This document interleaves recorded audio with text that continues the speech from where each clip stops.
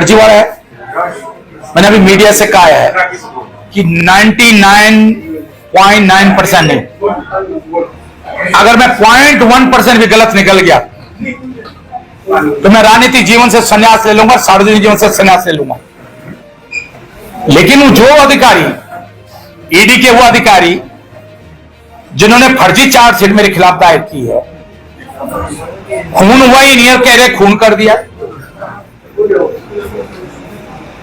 अरे 2002 में अगर मैंने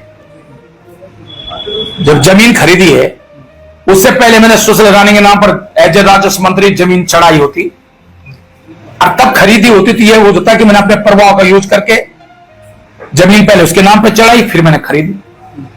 भाई उसके नाम पर जो जमीन हमने खरीदी 8.209 हेक्टेयर, वो 50 साल से उसके नाम पर है,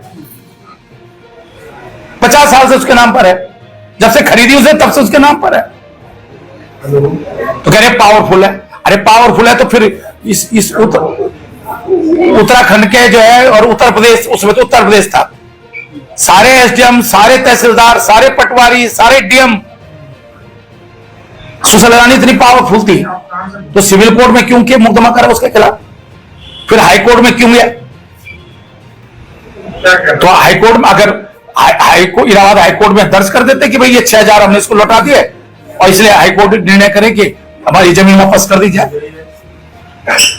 तो ये बिल्कुल फर्जी है। वो जानबूझ क्या, अब एक चीज सुनो, वो चोर अपने को कहेगा कि मैं चोरी कर दी मैंने।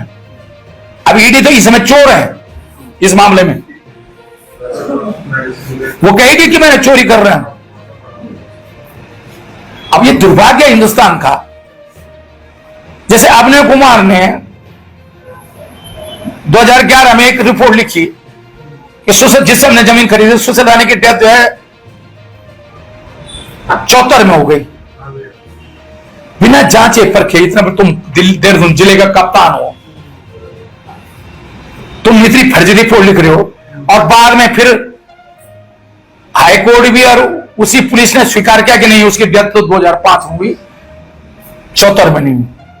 उन्होंने कहा सुशील रानी की जगह तुमने फर्जी महिला को खड़ा किया दिल्ली में पावर ऑफ बनाते हुए। बाद में उसी हाईकोर्ट ने भी और उसी पुलिस ने स्वीकार किया नहीं सुशील रानी के 2 नाम थे, सावित्री देवी और सुशील रानी।